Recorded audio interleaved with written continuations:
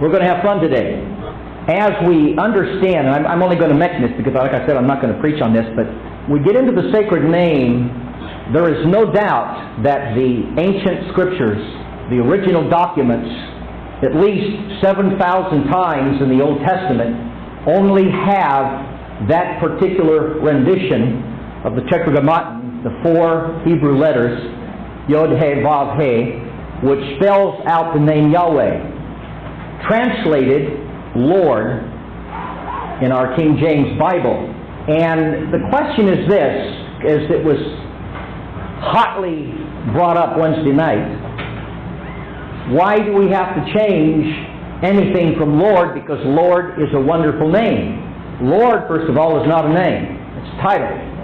We need to understand that. And there's a difference between a title and a name. And it's amazing that when we come to a name in the Old Testament or in the New Testament where it specifies as like we come to Abraham, his name was never changed to always completely omitted. Every time you find the word Abraham, you'll find father of nations. You don't find it changed, or just father. And although in its root meaning it does mean father of multitudes, you don't find that anybody's changed the name of Abraham, nor did they give him a title. You'll find that as you go through the Bible, everybody gets to keep their name except Yahweh. And there is a difference. In other words, when my wife and I got married, somebody says, "Do you Leroy?" They didn't say, "Do you pastor?" or "Do you father?" or "Do you husband?" or "Do you brother?" "Do you?" No, they didn't ask me based upon my various occupations and titles that I have. They asked me according to my name. And too many times Yahweh said, "This is my name." In fact, He says it more often than the word hell was ever found from Genesis to Revelations. And I know some preachers who belabor the point, and that's all they ever preach on, hell. I know some people who can't preach anything but the second coming. There's nothing wrong with that. That's great. But there's other messages besides the second coming. And there are more scriptures on His name than there are on altogether of the second coming. And yet we've totally eliminated His name from the Bible. And so the purpose for the treatise was to give the reasons why we need to learn to say that name. And by the way, that name in any language is the same. And when I get into it, I will share with you some scriptures in the book of Acts. You will notice that towards the end where the Apostle Paul is being brought before, I believe it's King Agrippa, to determine his testimony and his fate, he begins to relate his vision. And if you look at it very closely, it says, quote, as he was telling his vision, it tells you right in the book of Acts, this came in the Hebrew tongue.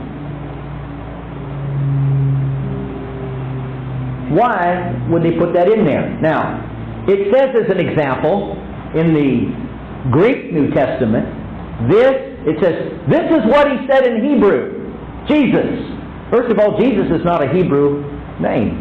In Hebrew, it is Yahshua. Yahshua. Yah who saves. That is His name.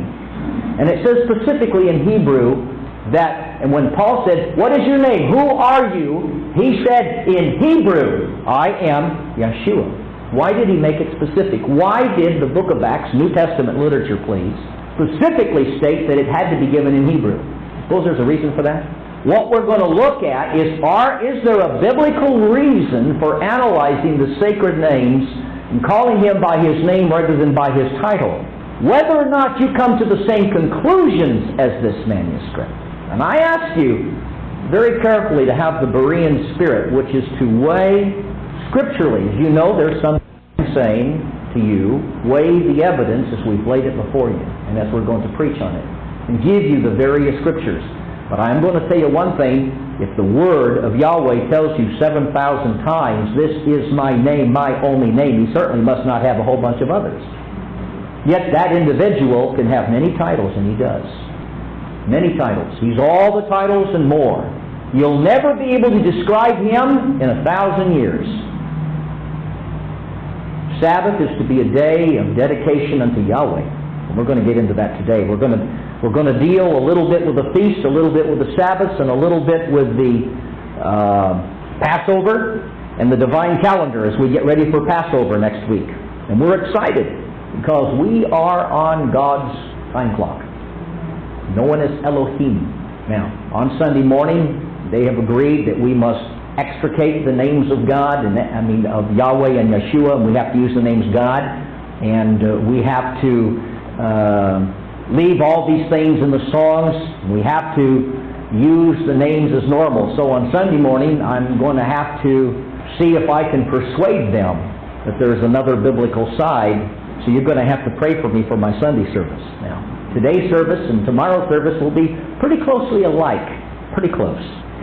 Both messages will start off the same, but not both messages will end up the same. And if some of you get tomorrow's tape, you'll start to listen to it and you'll say, well, it was just like today's. I don't need to listen to it anymore. Well, the ending will not be the same. Because I'm speaking to a crowd who is not receiving specifically what you have already agreed to receive. And so there's no use to belabor some points that you don't need to know. Because some of those things you already agree on. But I ask you to read that treatise very carefully. If you have a question, and I say to you, circle it, question it, analyze it. We're going to bring it up. We're going to discuss it so that we can come to an understanding of what we believe is inerrant truth. All right. Let's go to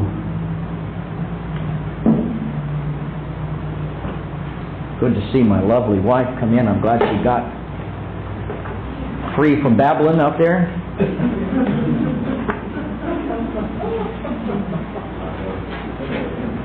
I want to read some frustrating scriptures to you if I can. I am reading from the Sacred Name Bible. Let's begin with the book of Genesis. Genesis 1, verse 1. In the beginning. Now, about 6 years ago, I preached in this verse. It took me a whole year. I spent a whole year just on that word, Bereshit, in Hebrew, in the beginning. Profound word. Totally misconstrued, misunderstood. Elohim created, bara, brought forth in its perfect state, in its final position. That's what the Hebrew word means here. The beginning is that Yahweh brought forth an unusual thing called creation. And when He created something that is called in our tongue time. And we know what time it is? We're time conscious. We move on a calendar. We move on a scale. There's a time element involved. We're very time conscious. Or we don't want to be made time conscious. Or there's certain time appointments we don't want to keep. There are certain time appointments we want to keep. The world system has a time appointment called April 15th, and everybody hates it. See? Time appointment. The beast system has set up. But our Yahweh has decided to create other things. And so the first thing that He did was bring forth a time sequence in creation with a specific in mind. And what we're going to show you is that the specific of creation was a time calendar which was designed by Yahweh before He ever made man. That when He made man, He made man's nature physically, mentally, and emotionally, and spiritually to conform to a divine calendar. It is innate in the DNA code. And when we violate that DNA code, guess what happens? I break His law, don't I? I break His commandment. In the beginning, Elohim, bara, created, brought forth in its perfected state. Now, we look further down here, we find some things aren't perfect. That means that something had to fall. See, we got the idea evolution is a totally anti-Elohim viewpoint. Evolution describes the fact that we all started off as a little seed and eventually over thousands of years and millions of years developed into what we are today, and we're still evolving. And the philosophy of the New Age is we're getting ready for a mass transition from a humanoid state into a godhood state. And it will come by the year 2000. This is what all of the New Age textbooks are teaching. Now, the one world governor of the world system tells you that the year 2000 is their date to set up a universal one world government with the only religion being that of the system, the state. The church world has talked about the year 2000 that our Messiah will return. And the New Agers say this is the time when the New Age will be here for the new God race, as they call it. Or to those that were into more of the names, they've even got bold enough to say the Elohim state. There's New Age books written on the Elohim state. How many know that the first temptation to our parent was, you shall be as Elohim. You don't need to follow Yah. You can become an Elohim. And that's the big lie today. You can become an Elohim. There's no one greater than an Elohim, and you're just one of many. We're all, in the words of the professing world system, God's many. They come almost like the Egyptians, haven't we? But there's only one Elohim, folks. In the beginning, Elohim created the heavens and the earth. Verse 14. Well, let's first of all, I better break it down. Verse 3. Elohim said, "Light be," and light was. And Elohim saw the light, that it was good. And Elohim divided the light from the darkness. And Elohim called the light day. Now let's understand that in the calendar of Yahweh, daytime is called and specified in the very first chapter as a light factor. Can you see that? Is that what it says? And the day he called what? Light. Now, are we children of light? Are we the children of the day? Can you be a child of the day and then be a child of the night at the same time? Absolutely not. There is a distinction. There's a classification. And Elohim will divide the day from the night, which he called what? Darkness. And if you follow through this infallible word, you're going to find that there are repetitions of a warfare between light and darkness, between the children of the day and the children of the night. So that what is spoken in the first chapter is not only an absolute historical event, it also becomes an allegorical event, also becomes prophetical. That he is teaching us by everything that is made has a type, a shadow, and a fulfillment. And if you will bear with me today, you're going to leave this place turned on and excited with your Elohim. Believe me. When I show you some things that have been hidden for the centuries, this is really exciting. So we know that in his calendar, and if you'll notice, he's labeled, it starts off right from the beginning, there is a first day. Isn't that what it says? There's a first day. Now, does anybody know what day that was? What was the first day? Does anybody know the calendar date of Genesis 1:3?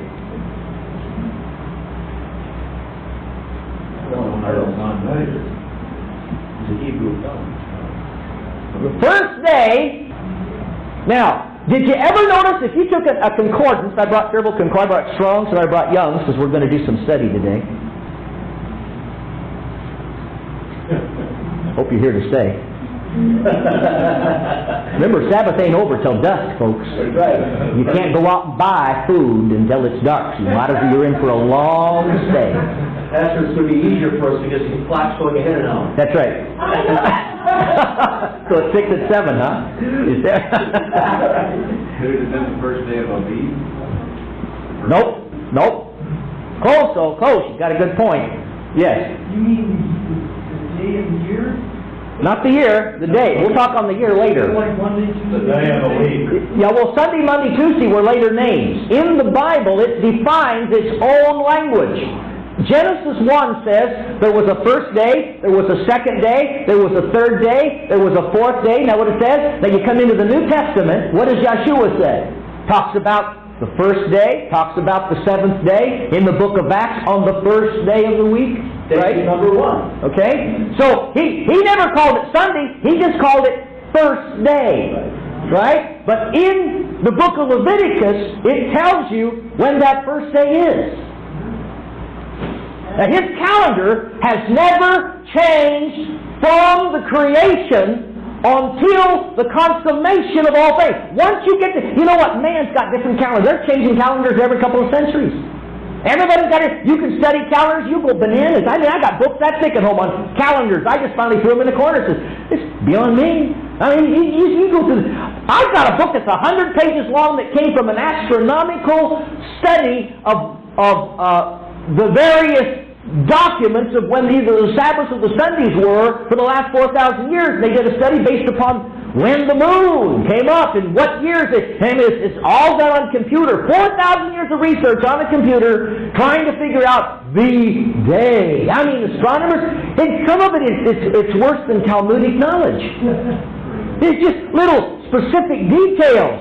You know, I mean, they nitpick. You can spend 100 pages learning nothing. Okay? Now, some of us have never learned anything reading this book. What we're trying to get you to understand and see here is that from Genesis to Revelation, there is a calendar that has never changed. And you ever heard I don't understand the book of Revelation. Isn't that right? I tried to figure out Revelation for 35 years. When I first preached, I went out and bought books on it because I thought, well, they'd know. So I went out and bought me about 25 different books on the book of Revelation, of books that people said, these are the best books to buy. It's got the best information. And the more I read, the more confused I got. Because they all contradicted each other, and they're all put out by the same press. They were all put out by basically the same church.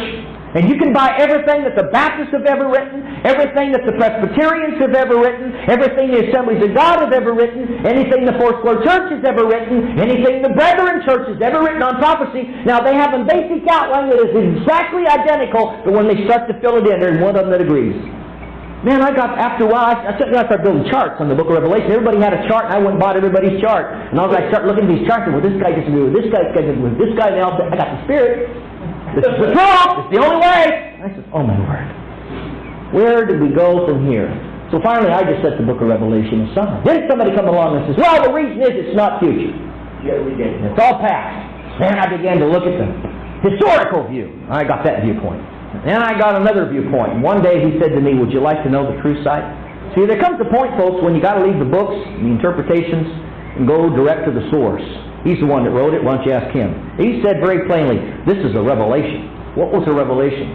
The word apocalypsis comes from an unveiling, which was the very word used that separated the Holy of Holies from the holy place that was called the veil. The priest who went in daily into the tabernacle, they were in a darkness. The only light in that darkness was a lampstand. And the book of Revelation opens up with what? Very first chapter. You've got a high priest walking among the golden candlesticks. You've got a tabernacle scene. The whole book of Revelation is nothing but Exodus and Leviticus described, and all of the feasts are outlined in the book of Revelation.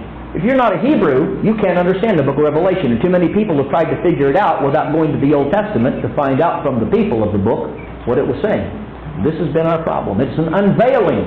Where he said he removed the veil, he rent the veil. Because the Holy of Holies, when Yahweh was sitting upon the Ark of the Covenant, light being forth, as Moses would be preaching and standing in front of that tabernacle, and he would cry out, oh, great Yahweh, let thy light shine against thy enemies, and let your enemies be scattered. And when Yahweh would begin to stand and let that light shine forth from that tabernacle, the enemies of Israel would be scattered in all the directions.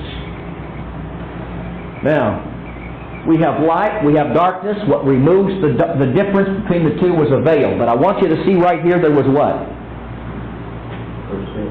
He said he divided. Verse 4, he divided it. There's a division. There's a division place. And you know what? There's going to be a division place between the children of the day and children. Most of us, we like to kind of work with some of the children of the night. Some of you do work with children of the night. Okay? We communicate with children of the night. But he has come to divide in his work. You see, chapter 1, verse 1, talks and describes something that is absolutely perfect and flawless. Verse 2 begins a description from something that has fallen from a perfect state. The earth had become waste. It had become. It didn't just... King James Version is wrong. Hebrew is very emphatic in this position. The earth became Tahu Bahu. It became totally wasted. The word means without life, without its original form. There was a corruption, and darkness had filled it. Yahweh is not the creator of darkness. Darkness is always described as the absence of light. Ephesians, Paul tells the saints at Ephesus concerning these things. He said, you who were once in darkness have now come into light. You who were once in death have come into life. There's antithesis. There's opposites here. Darkness is also the realm of death. Light is the factor of life. They go together. Okay? Now just putting some things together here for you. We're going to get going in just a moment. Hang in here. This is a reconstruction chapter, as we've preached on it many times. Now let's go to, hold your place right there. We're going to come back to it in just a minute. I want you to go to Acts 3:21. That's one of our texts that bases itself upon the name of this assembly. Acts 3, verse 21. And I'm going to start with verse 19. Acts chapter 3, verse 19. Repent ye therefore, and turn unto the blotting out of your sins, to the end that in the case there may come seasons of refreshing from the face of Yahweh. And He may send forth Him who has been foreappointed for you, the Messiah Yeshua, unto whom indeed heaven must need give welcome, until the times of the due establishment of all things, or restoration of all things, in the Greek, the restoration of all things, of which Yahweh had spoken through the mouth of His holy age-past prophets, one of which was Adam. The Messiah is going to be detained. He's going to be held in the heavens. He cannot come back, folks. He cannot come back until certain things are done. And the things that must be done that keep Him from coming back are the restitution, the restoration of all things spoken of by the prophets. Now, I'm here to tell you something, saints. Not everything's been restored yet. You know, most of the church prophets will tell you everything's been restored. Wrong! I don't see the house of Judah and the house of Ephraim come together yet, have you? They're still divided. They're still attacking. Well, who are they? Yeah, they are. Under the beast. Yeah, we've got in Ezekiel the prophecy that the house of Judah and the house of Ephraim will be joined together in the last days. The restoration. When Judah will recognize the house of Ephraim, and the house of Ephraim will recognize the house of Judah. So far, there's bitterness on both sides. Been that way for 2,000 years. In fact, over 2,500 years. When's that going to happen? Well, until the house of Ephraim knows who they are, it ain't going to happen. We have a number of tracts at home where many rabbis will admit that the Jew is not all there is to Israel. Who is all of Israel? All 13 tribes. Who are they? They were to be many nations in the last days. They were to be brought together. What was going to bring them together? That's what we want to look at, folks. Here's what's going to bring them together. Okay? I just want to point that out to you. Now, let's go back to Genesis. I want to show you something here now. Verse 9. Elohim said, let the waters under the heavens be gathered together into one place. Let the dry ground appear, and it was so. And Elohim called the dry ground land, but gathering together of the waters called he seas. And Elohim saw that it was good. And Elohim said, let the land put forth vegetation, herb yielding seed, fruit tree, bearing fruit after its kind, whose seed is within it on the land, and it was so. And the land brought forth vegetation, herb yielding seed after its kind, tree bearing fruit, whose seed is within it after its kind. Elohim saw that it was good. And so it was evening, and it was morning, the third day. Now the other factor that we see here is that in order to constitute what is called a day, was also called evening, which is what began the day, and morning, which concluded the day. Evening and morning were the first day. And so in Yahweh's calendar, day always begins at dusk. Always. He has not changed it. There is nowhere in this book where He ever said to change it. Man changed it, decided, I don't like Yahweh's system. I'm going to do my own. And the children of light have been struggling with the children of darkness's calendar, and we're trying to figure out why we're lost. When you go back to His calendar, something exciting begins to happen. Now I want you to show you something here. How many know that in the natural world, plant life cannot exist without the sun? Photosynthesis, right? In other words, plants live off of light. In order to have plant life, you've got to have light. Now, vegetation was on the third day, right? When was the sun made according to this? Fourth day. Okay? Selah. I'm sorry, it didn't say that light was created on the first day. It does not say that at all. In the Hebrew, it doesn't even imply that it was created. It implies that the nature of Yahweh was shining forth upon a creation that had become dark. And He was separating that which was of Himself from that which was created and had fallen. Okay? Look at the fourth day, please. And Elohim said, let there be luminaries in the expanse of the heavens to divide between the day and the night, and let them be for what? Signs, and seasons, and for days, and for years. So there is a fourfold reason for having a sun.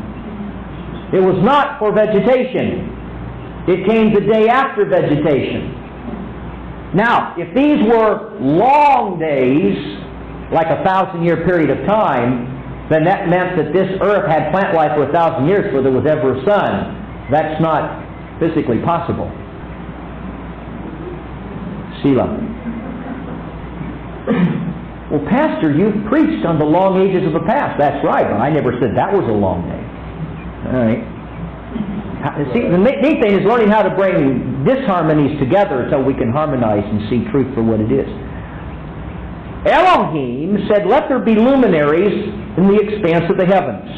Verse 15, "Yea, let them be for luminaries in the expanse of the heavens to give light on the earth, and it was so. And Elohim made the two great luminaries, the greater luminary to rule the day." So now we have something that has to rule the day. Are you with me? It's going to rule the day. The greater light is going to rule the day. Now who is the greater light? Yeshua. He said, "I am the light of the world." Know what he said? Stood up during one of the feasts. By the way, I challenge you. Take a concordance. Nothing else, just a concordance in your Bible. And just take the word Sabbath in the New Testament. Forget the Old. Take it just in the New. And take the word feast just in the New. And see how often it appears. Find out that it never ceased with the Old Testament. Selah. The greater luminary to rule the day, the lesser luminary to rule the night, and also the stars. So, and of course, Sliach got into this. So we have the moon and the stars that rule the night, right? Now in the book of Revelation, do you ever see a lot of descriptions about the sun, the moon, and the stars? Well, you got to find out what they mean in prophetic language, because it says in the book of Revelation, at the very beginning, that the angel came and signified it or signed it to John. It came in terms of signs. What does it say in verse 14? They shall be for signs. So when you find the word sun in the book of Revelation, it is not talking about the physical, biological, created, historical sun. And once you get that out of your mind, you don't have to worry about this earth being destroyed, because it will not be destroyed, because He's setting up His kingdom here. There is going to be no end of the world, folks. There's an end to the age. Good news! We're preaching the kingdom of Yahweh, the kingdom of heaven, the kingdom of Elohim. It is coming. He's coming to set up His kingdom. How can He come to set it up if everything's going to be destroyed? This is not a doom and gloom message that He gave us to preach. It is a hope message that He gave us to preach. He said, preach the bad news of the coming kingdom. He said, preach the good news of the kingdom. The kingdom message is good news to the world. Is anybody hearing it? Most of them don't even know what it is. So we need to understand what the kingdom is. And you can't understand the kingdom until you understand the signs of the kingdom. What shall be the sign of thy coming? What word is he using? Same word here, Genesis 1:14. Are you with me? I'm just mentioning these things as we're going through here. I want to show you something. Verse 18, "And to rule over the day and over the night, to divide the light from the darkness. Elohim saw that it was good. So it was evening, it was morning, the fourth day." Now I want us to go on down. Then He creates man, so forth. Let's go down to verse 31. "Elohim saw everything which He had made, and lo, it was very good. So it was evening, it was morning, the what? Sixth day." Chapter 2. Who put chapter 2 heading in there? Man. Is it in the original? No. So that's just part of the paragraph.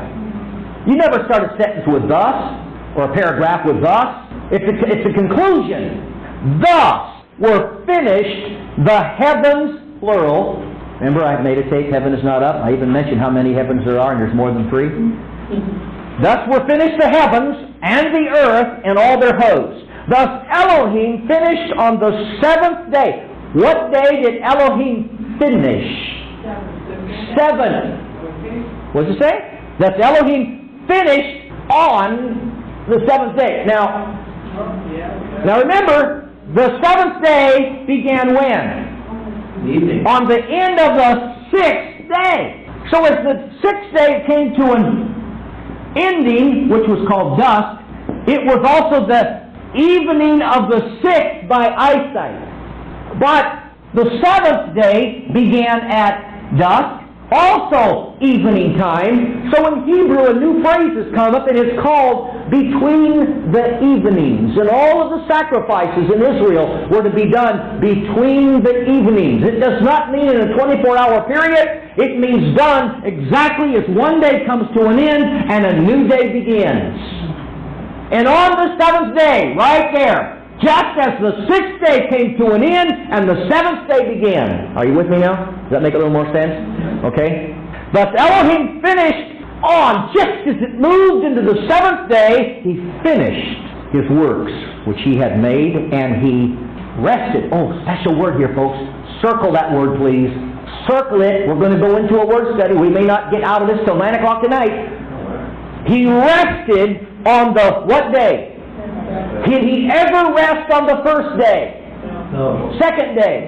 Third day? Fourth day? Fifth day? Sixth day? Is there any record of Elohim ever resting on any day other than? No. Well, how come we changed it? We got tired. He did not rest until the work was completed. That's right. We have a few different theologians. Some people can't do work. Well, He changed the rest day to the first day of the week. He changed it to Sunday. Where does it say that? Where does it say that? It doesn't say it anywhere. We're going to destroy some theories, folks. They probably counted it, and people think the seventh day is Sunday. Where did they come up with Sunday? Seventh day If you count it, has always been Saturday. There is no day other than Saturday. Is that the Hebrew term for it? No. when you count it for us, it shows how you... This word Saturday came from the ancient mythology gods called Saturn, which was based upon one of the planets. But we're showing still the seventh day. That's right, it's still the seventh day. We know it, however. It became identified in the two calendars when they came together. The Hebrew said the seventh day is the same day as Saturn's day. So they identified it in history. Okay, so we understand that. And you will find that concept has been carried over even into the sacred scriptures. That the Sabbath is never a Friday. The Sabbath is never a Sunday. I'm just trying to clarify that, folks. All I'm trying to do is just lay it down. The seventh day was always known in history as a Saturday, and those that have done research on this have found that if you went all the way back and can count for 10,000 years, you will find there has never been a week that has ever separated itself in history where a Saturday has been lost. Did you know that? Yes. In Spanish, Sabbath though means Sabbath, Yes, it does. and that's Saturday. Yeah, that kind of tells you maybe who some of the Reubenites were. Okay, let's go on here. Don't want to belabor the point here, just want to emphasize something. Yes. Before we get any further, I need to ask a couple of very brief questions. First of all, I need to know what is the difference between Yahweh and Elohim? Excellent question. First of all, it's two different words in Hebrew. And Yahweh is His name. Elohim is not a name, it is a title. Elohim means the strong one, the mighty one, whose name is Yahweh, which means I am that I am, or the being who has always existed and who contains within Himself the fullness of all nature. The root meaning of the word Yahweh is He who contains all things. Exodus 3:14, I am that I am, Yah. And it literally means I am everything you need me to be. There is no deficiency in Him. He is the sum total of all. And there's no way to describe within that name all the meanings that it has. But that is called the covenant name. Elohim has never made a covenant. Only Yahweh made a covenant. Yahweh could be an Elohim. He is the Elohim of the Hindus as an example. But He's not their Yahweh. He came unto Abraham. He says, by no other name have I been known among any other people except among this people. Only to the Israelites was He ever known by the name of Yahweh, because Yahweh had made a covenant. It means literally in Hebrew, the covenant name. The covenant name. And that's why when we're baptized in that name, it becomes a covenant, a blood covenant. A water covenant is the symbol of the blood covenant. Water and blood. So which of the two is the title? The title is Elohim. Elohim is His title. Is His title. And there are many Elohim. Many Elohims. And many Els. Yahweh is His holy name. That's it. Correct. Is the name of the Yes. So, God carrying this title. yes. So in Genesis 1, He's always Elohim.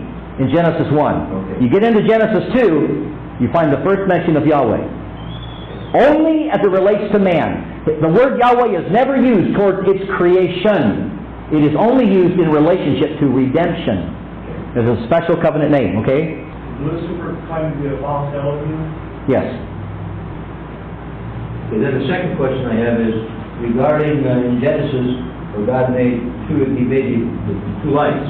Are you saying that the one is not referring to the sun as the light that's going to rule over the day? Is that not? Oh no, this is a physical creation that literally happened historically, but they were also put there for signs Oh, I see. and symbols and seasons to explain that what you see visibly. See, in Romans 1, Paul says the creation itself has explained the power of Elohim. It exemplifies His nature. So there is nothing in nature that doesn't have a little Elohim in it. Okay? Okay?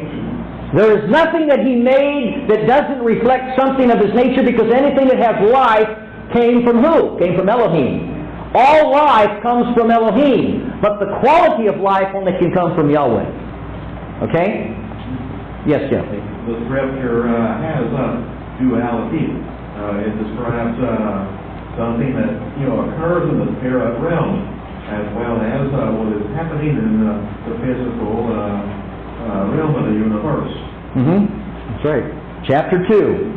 Thus Elohim, verse 2, finished on the seventh day His work which He had made, and rested on the seventh day from all His work which He had made. And Elohim blessed the seventh day. Well, now let's look and see what He did. He did what to the seventh day? He blessed it. Did He ever bless any other day? No. He said they were all good. He said it was good, right? It was good. And none of them were blessed. He said He blessed this day. When did He ever remove that blessing? Okay, number 2. And He hallowed it.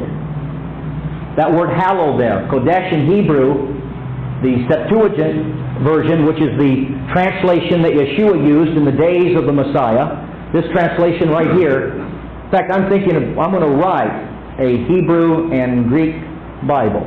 Put side by side the original Hebrew with its pure translation with the Septuagint version, the Greek translation, and compare them so you can see that the words in the New Testament, we get into the study that you're going to be amazed, because there are certain words that are used all through the New Testament that have lost their meaning because they were never connected to the root words that were so translated in the Old Testament.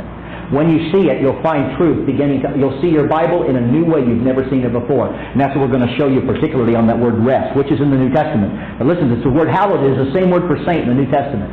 He calls us the Hagios, same word in the Septuagint. It's translated there. He Hagios the seventh day.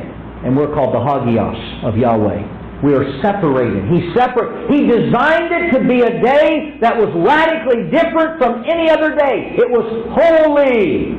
It was not designed to be like any other day. Now, He's the one that said that. Where in the world can you show me that He ever changed that day? Second thing is, in the Ten Commandments, there's only 9, right? There's only 9 commandments, because the fourth commandment is what? Thou shalt remember the Sabbath day. Oh, no more! Yeshua did away with it. That's assumption. There's only 9 commandments. Yet every church has what? A listing of the 10. Why are they talking about the 10 when we only keep 9? Are the 10 commandments eternal? Did He ever change the fourth? Where does it say He ever changed the fourth? Where every day now becomes Hagios. It isn't there, folks. It isn't there. Now, I know I was trained by the leading Pharisees of the Ecclesia. Just keep it holy instead of it. Yes. They call it seminaries. Yes. Elohim blessed the seventh day, hallowed it, because therein rested He from all His work which Elohim by creating had made. Okay? These are the genesis of the heavens, or the genealogies of the heavens and the earth when they were created, in the singular or plural? In the day. When who? Yahweh Elohim. Now we're coming into the German scholars about 80 years ago started a new, where all the modernists came from today, called the Elohist versus the Yahwist. In other words, some priest about 700 BC come along and decided to write the Elohim scriptures, and what you do is you simply go through the Bible and find all the verses where Elohim is used, and that means that one tribe worshiped a deity by the name of Elohim. Then there was another scattered tribe over here, and they worshiped Yahweh, and they were called the Yahwists. And somewhere about 500 years before Yeshua came along, the Israelites came along and brought together all the scriptures of the Elohim deity and all the scriptures of the Yahweh deity and put them together. But we can find that Moses never wrote any of the books. They were just simply compiled. Would you like to read it from the Jewish New Testament? Sure, go ahead. Yeah. Verse 16? Yes. So don't let anyone pass judgment on you in connection with eating and drinking, or in regard to a Jewish festival, or Rosh Chodesh, or Shabbat. These are a shadow of things that are coming, but the body is of the Messiah. That's 16:7. Okay, right? Okay. There was one translated error in there. Did anybody catch it? Yeah, Jewish. Yeah, the word Jewish. It's not in there. You see, these were not, in fact, you ask any rabbi, any Messianic Jewish scholar, and he will tell you that these are not Jewish feasts. You can't even say they're Israel feasts. They are called the Feast of Yahweh. From from the book of Exodus on, they are called the Feast of Yahweh. That's what they are. See, they're not somebody's faith, or there's some national date, or a national calendar, or a people calendar. It's Yahweh's calendar given to a people. We've got to understand the distinction. This is not something that comes from man and goes up. It's something that comes from He who's up there and comes down. Okay, it's the Feast of Yahweh. We got that clarification. Okay, that's an excellent, but otherwise, that's very good. Now, let me read it to you from the Jerusalem Bible. From now on, never let anyone else decide what you should eat or drink. Why in the world would they say that? What does it matter what we eat? Well, it makes a big matter if you were a Hebrew. Hebrews can't eat pork. And you get some foreigner who was never related to Israel, and he loves sow, shrimp, lobster, pork chops.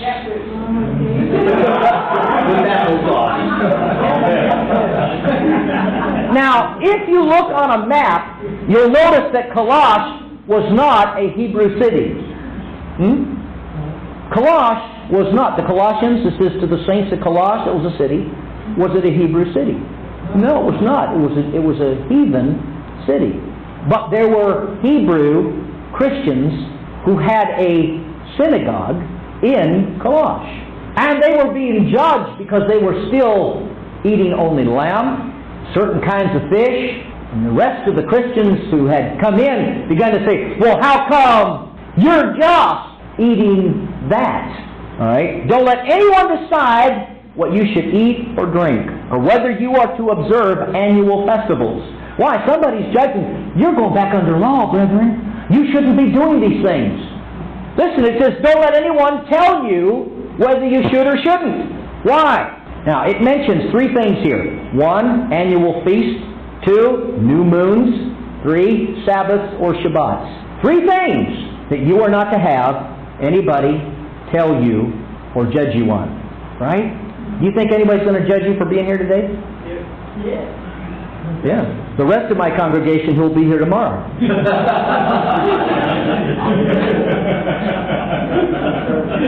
If you don't believe me, get the Friday. Okay. From now on, never let anyone else decide what you should eat or drink, or whether you to observe annual feasts, new moons, or Sabbaths. These were pale reflections of what was coming. You know what he's saying here? These things haven't been fulfilled yet. Do you know why people tell us that we don't do the Sabbath anymore in the feast? They were all fulfilled in Christ. Isn't that what they say? It says right here, these things haven't been fulfilled yet. I'm sorry, folks. Yeshua did not fulfill all of the feasts.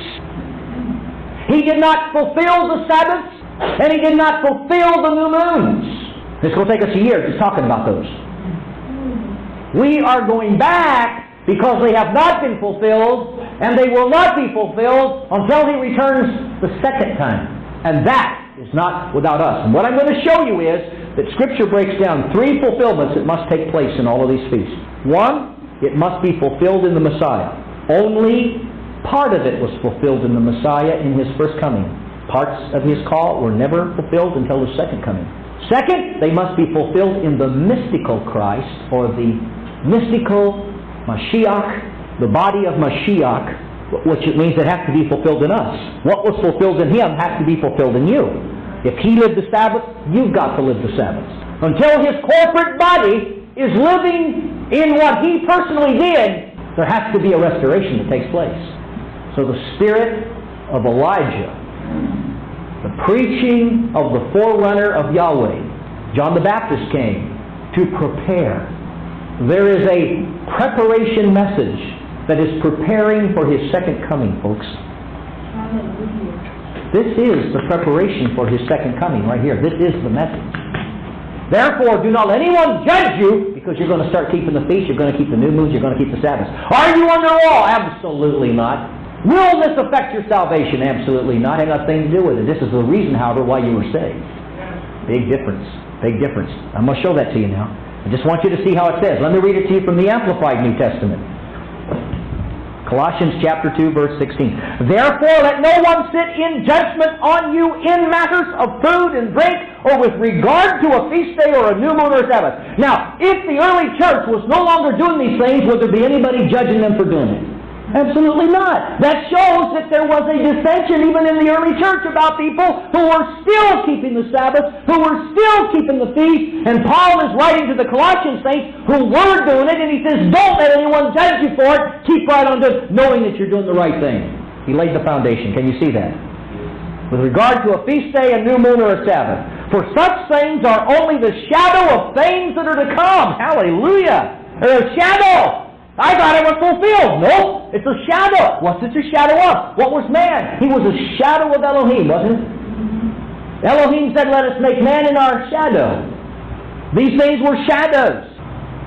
The shadow of things that are to come, and they have only a symbolic value, but the reality, the substance, the solid fact of what is foreshadowed belongs to Christ or to HaMashiach. All these things refer to the Mashiach, the anointed. What are we called? The body of what? These things are referred to us, folks.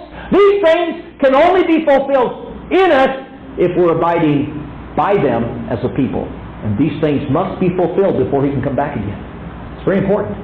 Now, to show you how Father Yahweh has a sense of humor, He is moving worldwide upon thousands, and I'm pluralizing that word thousands, okay, of people who don't even believe in Israel. All of a sudden, they're keeping the feasts. I'm saying, well, why are they keeping the feasts? They don't believe in Israel. They don't think they're Israel. They don't believe, they don't have anything to do with Israel. Why are they keeping the feast? And whenever they spiritually prophesy, they're always prophesying something about Israel. They don't believe in Israel. For Pete's sake, something's wrong here. He is moving by His Spirit throughout the world today upon many denominations, and people are beginning to keep the feast. They don't even know why. Ruach, the Spirit of Elohim, is moving upon the darkness of our world, and He's beginning to bring life again. He's putting us back on the divine calendar. We've got to know when His coming is. Will you know the day or the hour? It's not necessary, but you will know the feast day, because He's going to come on a feast day, folks.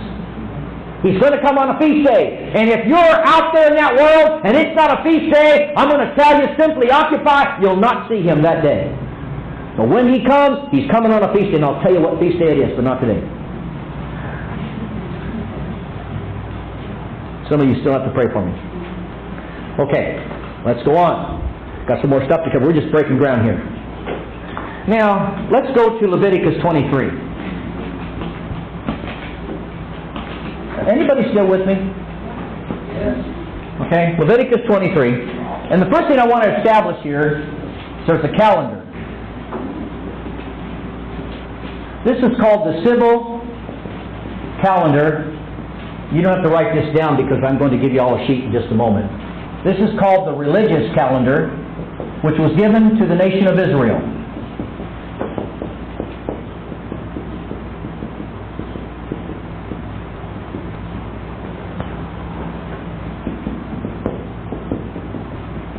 Now, did I establish the date that Yahweh made the world?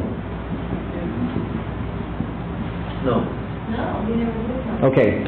According to the book of Exodus and Leviticus, Numbers and Deuteronomy, in fact, the entire Old Testament, what was and what is to this day still called the New Year's Day among the Hebrews? Tishri.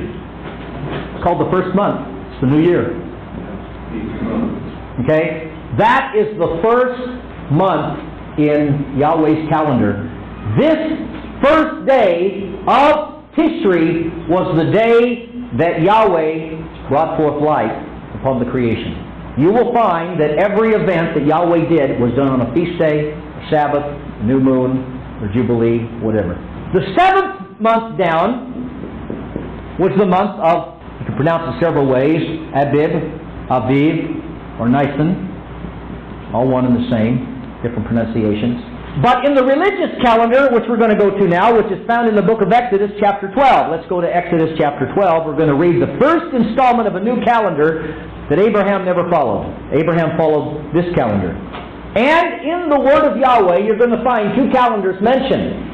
And there will seem to be a discrepancy because at one time, the first year is not the first year, or the first month of one year is not always the same month as another year. And you say, this was the first month and it's a different name than the other month. You say, wait a minute, there's a contradiction here. There's no contradiction when you understand he had two calendars. One was called the civil calendar, or what I prefer to call the creation calendar. This was called the redemption calendar.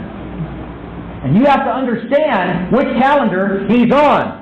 It includes the same months, includes the same dates, but it has a different principle involved to it. Exodus chapter 12. Then spake Yahweh unto Moses and unto Aaron in the land of Egypt, saying, This month is to you a beginning of months. The first it is to you of the months of the year. This particular month was the month of Aviv, Nisan. But the seventh month of that religious calendar was Tishri. Exactly opposite. Now if you notice, the first and seventh were backwards. Now all through the Word, we always have a first and we have a seventh. You ever notice that? Right? Here, there was a first day of the week, seventh day of the week. On the first day, on the seventh day. On the first month, on the seventh month. Well, the first month, which calendar? If it was the civil calendar, it was Tishri. If it was the religious calendar, it was Aviv. Got to understand that. Same months involved, different position. And he set the feasts based upon the religious calendar, not upon the civil calendar. So the very first feast that we're dealing with here, under the religious calendar, out of the seven, would therefore be Passover. What we call Pesach, which means to pass over. When the death angel passed over the Israelites, and no one died, this was the passing over. How many of you know that Yahweh is going to pass over you and you're going to live? When the blood of Yeshua is applied to your life, right? There's a Passover. How often are you to commemorate that Passover? Every year. Once a year. When do you do it? On the religious calendar. When is it? On the Roman calendar. Somewhere between March and April. But this month always begins on the new moon. So you have to know the new moon, to know the month, to know which day.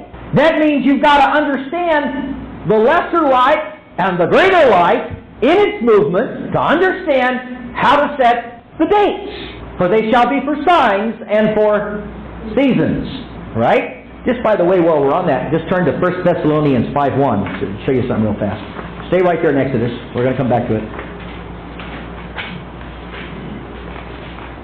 1 Thessalonians 5:1. But concerning the what? Times and the seasons, brethren, you have no need that unto you anything be written. Why? Well, because they're Israelites that he's writing to. How many know Thessalonians were Gentiles? How many knew that? He didn't have to write to these people and talk about times and seasons, because the times and the seasons were given to Israel through the feast. Once you understand the feast, you know the times and the seasons. Even Yeshua taught about that. So will we understand the times and the seasons? You do when you understand the feast. Alright? Back to Exodus 12. Speak ye, verse 3, speak ye unto all the assembly of Israel, saying, On the 10th of this month, then let them take to them each man a lamb for his ancestral household, a lamb for an household. And on it goes down, and you have the beginning of Passover. Now let's go to Leviticus 23. Leviticus 23. Father, help me to get through this message before I lose everybody. 23? Yes, Leviticus 23. Yahweh spake unto Moses, saying, Speak unto the sons of Israel, and thou shalt say unto them, As for the appointed seasons of Yahweh. What does your translation say there? Concerning the feast. How come this translation says appointed seasons? Okay. The word feasts, how many of you have a Spiro Greek and Hebrew Bible? You have one? What's the number? It's context to Strong's Concordance. 4150. 4150. Look this up in Strong's. Feast. It is what? Moed. Now concerning the Moeds of Israel, or the Moeds of Yahweh, the Moeds of Yahweh. That's the same word found in Genesis 1:14. Okay, Genesis 1:14 is these luminaries shall be for what? Signs and seasons. What's the word for seasons? Moedim. What's the word here for feast? Moedim. It is the set appointments. It is an appointment, folks. Anybody know what an appointment is? What is an appointment? Yeah, anybody here ever make an appointment to get their taxes done? Well, some of you didn't. I understand that. There is an appointment. Okay? Yes. In this Bible here, it shows it as an appointment. It reads it that way, as a matter of fact. Yes, it is. That's the original root meaning of the word, Hebrew word there, moed. It's an appointment. Who said it? Who said it? Anybody here work on a calendar where you've got to set an appointment? You would. Some of you wouldn't have a job if you didn't have an appointment book, right? How many knew that Yahweh had an appointment book? How many knew that He had an appointment with you? Now, if you don't know that He's got an appointment with you, will you keep the appointment? You ever have somebody say, well, I didn't show up because I forgot. I had an appointment. There's an appointment. He has said it. And He said it every year. He said, every year I have a set appointment for my people, Israel. There's a set appointment. Moedim. Seasons. Seasons. Now, let's look at seasons for a minute. How many are there? Huh? 4 seasons, right? How many faces on the cherubim? 4. How many colors in the veil? 4. How many gospels? How many directions? A whole bunch of 4s, aren't they? Okay? 4 seasons. Now, 2 of those seasons are called what? Anybody know? Autumn? That's close. It's called the autumnal... What? What's the next word? Autumnal and spring equinox. That's right. 2 of the seasons are broken up into what is called equinox. What does the word equinox mean? Equal. That's right. It means when day and night is equal. It only happens twice a year, folks. Twice a year. They're everybody's calendar, everybody's seasons, everything. There is a time in the book of Ecclesiastes, right? There is a season. A good farmer knows there's a time when you don't plant. It's wrong to plant. It will not produce properly. You've got to know when to plant. What's it called? Moedim. There's an appointment. There's a time. There's 2 seasons when He said, I'm going to regulate the entire religious history of my people on these 2 seasons, when these 2 points are equal. One is called fall and one is called spring. He only has 2 festivals, a fall festival and a spring festival. Now once you get that in your correlation, this equinox is based upon a new moon to which are added Sabbaths and feasts, and every feast in the book falls either in the spring or in the fall. You will notice there's no appointments during winter. None. 0. Why doesn't He have any appointments in the cold of winter? Because He is life. Things die in the cold. And that's not His symbol, folks. So the enemy would like to tell you that He was born on December 25th. He was not. He was not born December 25th. He was born during the fall feasts. And you will notice if you read the Scriptures carefully when we've got into it and taught on these things over the years, that when there was no room in the inn. Why wasn't there room in the inn? Bethlehem was not a popular town. It was not a tourist resort. Bethlehem only was visited 3 times a year when the feast took place, in the spring and in the fall. And he was born during one of the feasts because all the Israelites had come up to Jerusalem to worship. And there were a few motels in Bethlehem. And the shepherds were still keeping their sheep out on the field, and after October 15th, in Bethlehem, there are no sheep on the hill, because they will die from the extreme cold. No, folks, he was not born then. He was born on a feast day. And all of the great events of our book, the flood of Noah, came on a feast day. All of this came on an appointed day. And he has appointed a day when this world shall be judged. But you're not part of that judgment. That judgment's going to be done with you and by you, not on you. And the junk that's being preached today in the Christian church is that every Christian's going to come under a judgment. It's going to be damned out there in that world. Christians are going insane. I don't want to get the mark of the beast. I don't want to get lost. What am I going to do? Hogwash. Hallelujah. Paul wrote, he said, he has not appointed us to the day of wrath, known in the Hebrew feast as the day of atonement. Not one Israelite was lost in the Passover. Egyptians were, because they had to make a choice between which Elohim they were going to serve.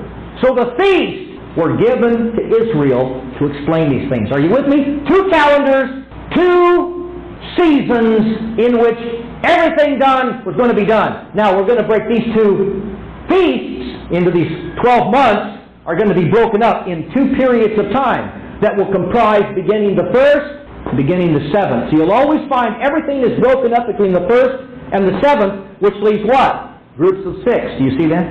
Yes. Is that why our citizens pray that your flight might not be in winter? Yes, or on the Sabbath. And that's New Testament, folks. Matthew 24, when it talks about the Great Tribulation, pray that your flight be not on Sabbath. Why didn't it say on Sunday? Or in winter. Or in winter, yes. Why? Well, if you were Israel, knowing your appointed feasts, you certainly wouldn't want something happen on a feast day, would you? When He has called you to be there. And so you want to pray that these 2 dates will never merge. Can you see that? Okay, Leviticus 23. Yahweh spake unto Moses, saying, Speak unto the sons of Israel, and thou shalt say unto them, As for the appointed seasons of Yahweh, which you shall proclaim as holy convocation. I can spend 2 hours on this word alone that will totally turn you on. It's part of my messages for today, but I'm not going to get to it. But let me just whet your appetite. The word used there for holy convocation is another word also called congregation, convention, assembly. It's also in the Greek Septuagint, it's called the ecclesia. Does anybody know what that word is in the New Testament? What's the word ecclesia translated as? Church. Same word. Same word, folks. Same word. A holy convocation and the word church, same word. Put that in your pipe and chew it.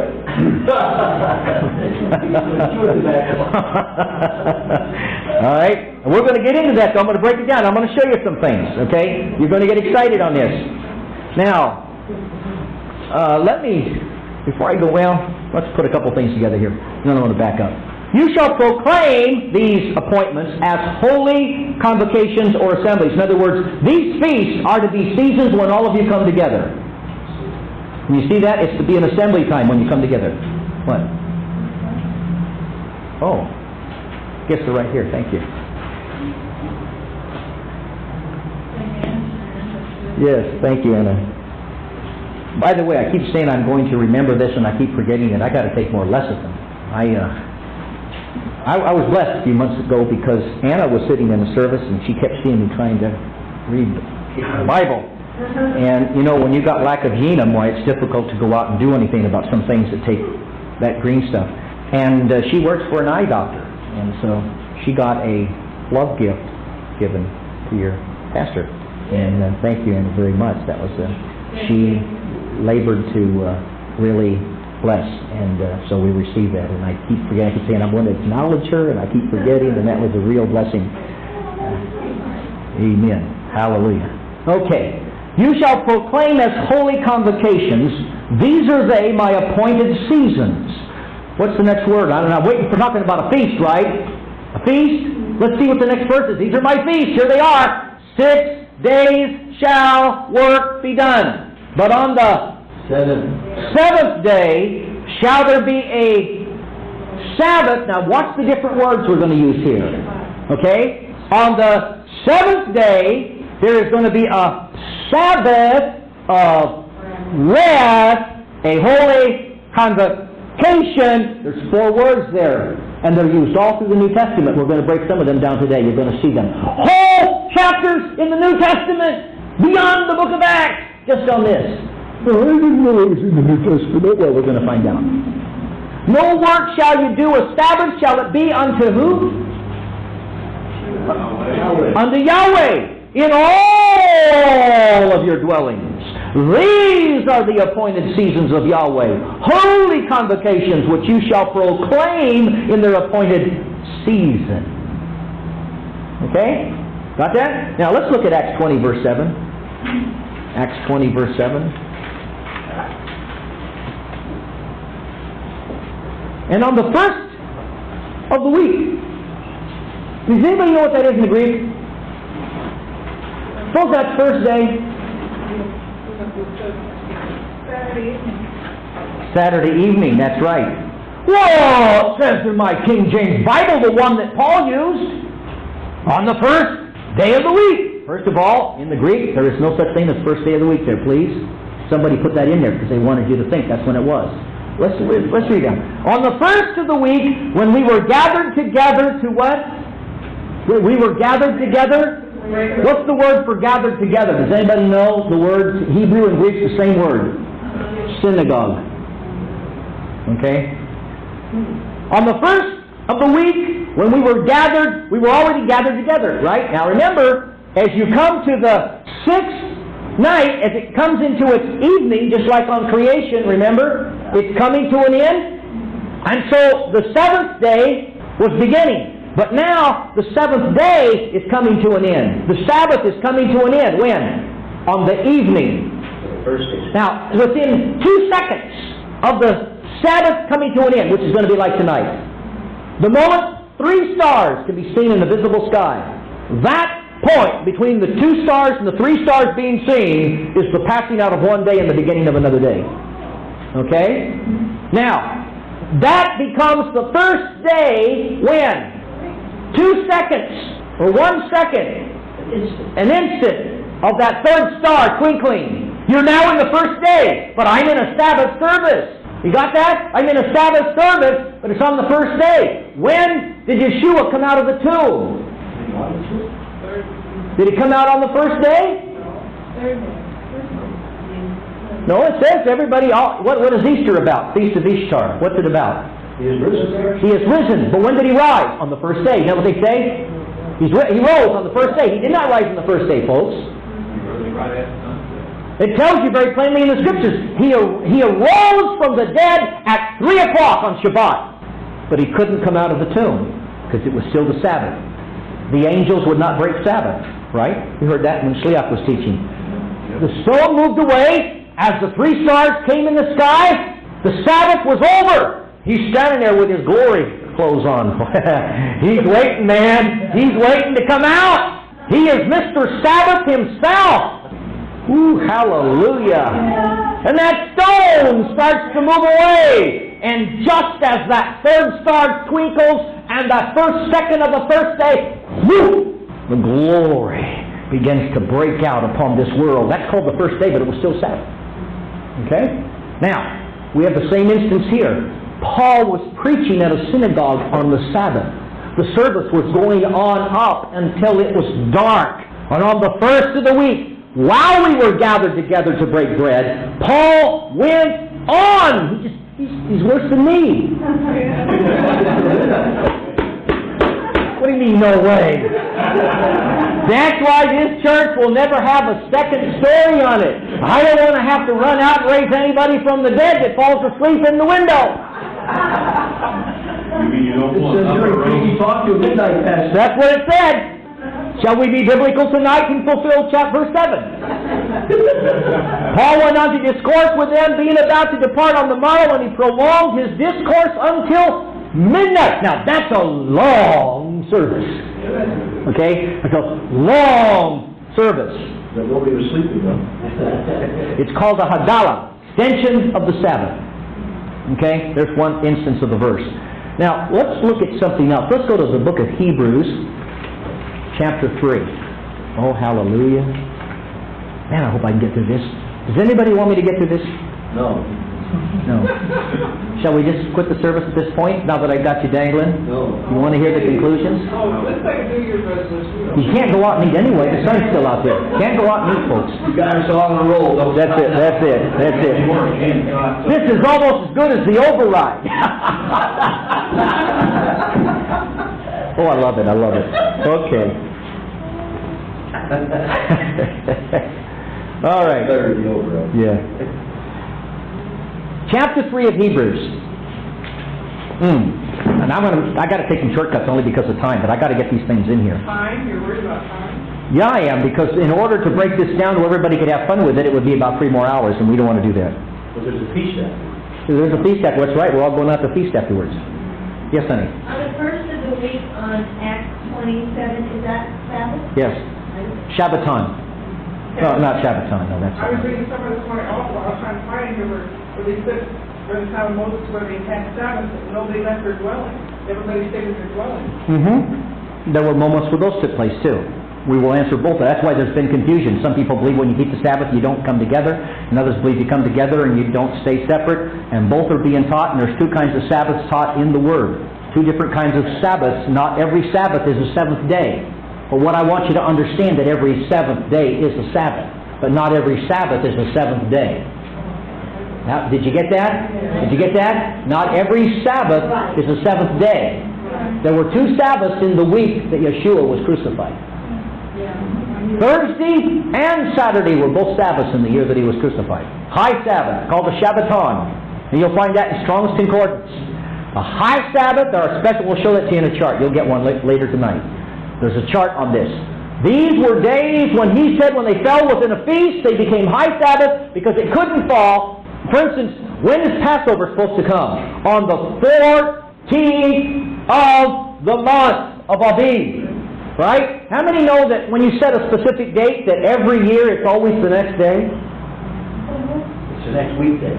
Yeah, I mean, if Christmas, for instance, fell on Sunday of this year, it would be Monday of next year. Then it would be Tuesday the next year. It would be Wednesday. You follow this? So when he said that Passover was to fall on the 14th, whatever day it was, the next year it would be on the next day. But still the 14th. But still the 14th. Those were set Sabbaths. Those were called Shabbatons. It was a high Sabbath. And so some people seeing this have said, therefore there are no more Sabbaths for us. That's where the contention came from. They misunderstood the difference between the appointed Sabbaths and the 7th-day Sabbath. There are 2 Sabbaths. We've got to understand that. That'll clarify the point. Now let me show it to you, because you find this in the book of Hebrews. Let's look at it. Whence, holy brethren, partners in a heavenly calling, attentively consider the apostle and high priest of our confession, Yeshua, as one faithful to him who made him, as Moses also in all of his house. For of more glory than Moses hath this one been counted worthy, by a much as more honor than the house hath he that prepared it. For every house is prepared by someone, but he that hath prepared all things is Yahweh. Even Moses indeed was faithful in all of his house as an attendant for a witness of the things which were to be spoken. But the Messiah as a son over his house, whose house are we? Now what are we? We're a house. Am I a house or are we a house? That means all of us. When are we a house? When we're together. It's the only time you're a house, folks. When we're together. Now get that in your crawl. What do you mean by yourself? A room. Yeah.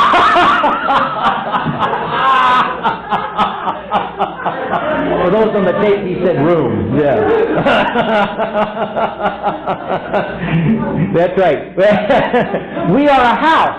Because it says we're each lively stones placed into a singular temple or tabernacle that he's building. We're all just stones, right? But each of us individually is a little tabernacle. That's why it says when 2 or more are gathered together in my name, then, and not before, folks, then am I in the middle of them. Because it takes 2 or more to be a house. That's right. It takes 2 or more. And if 2 or more of you will get together, there is a house. There is a temple. And it says in Malachi, He will come suddenly to His house or to His temple.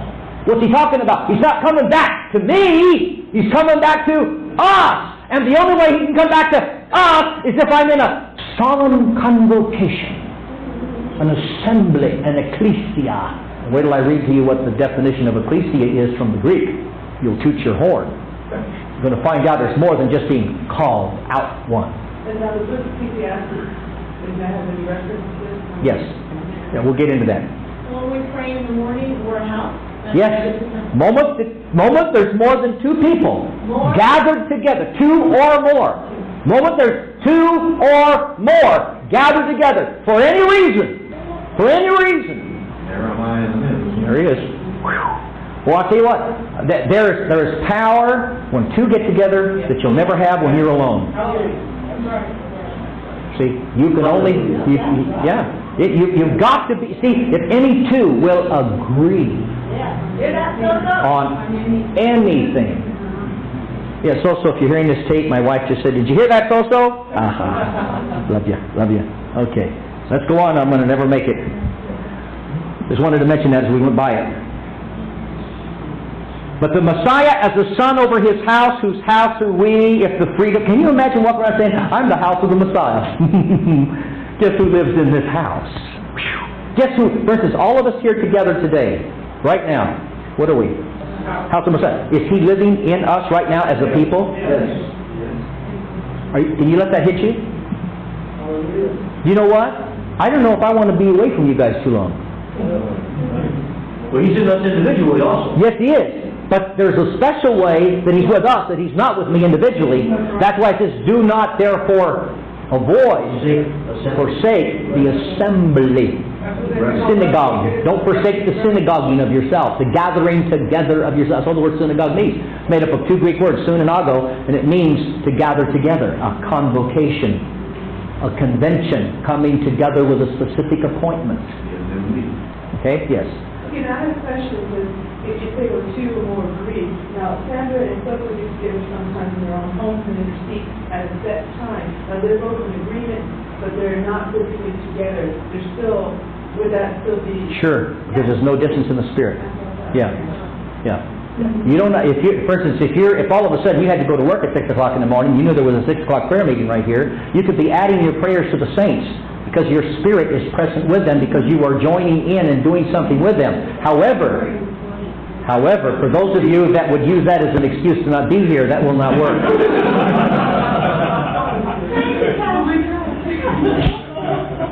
Okay?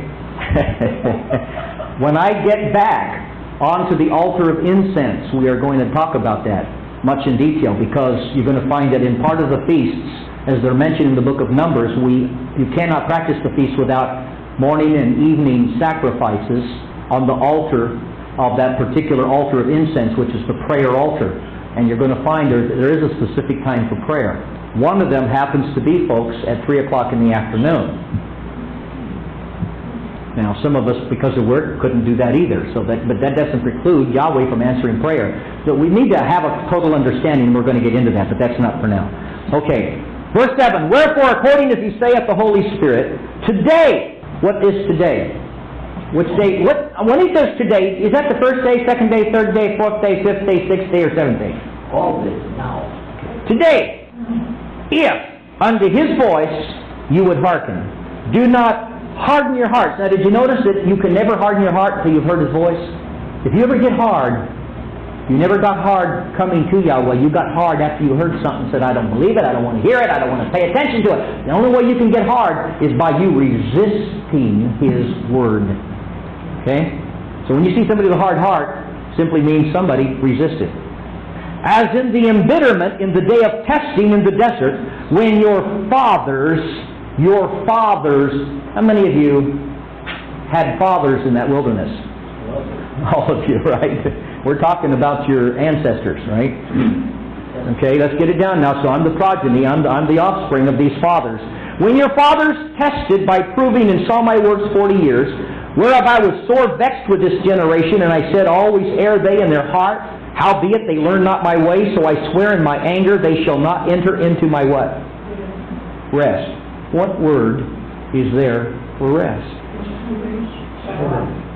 Now, let me ask you something. Did the fathers, based upon Leviticus 23, did the fathers keep the seventh day?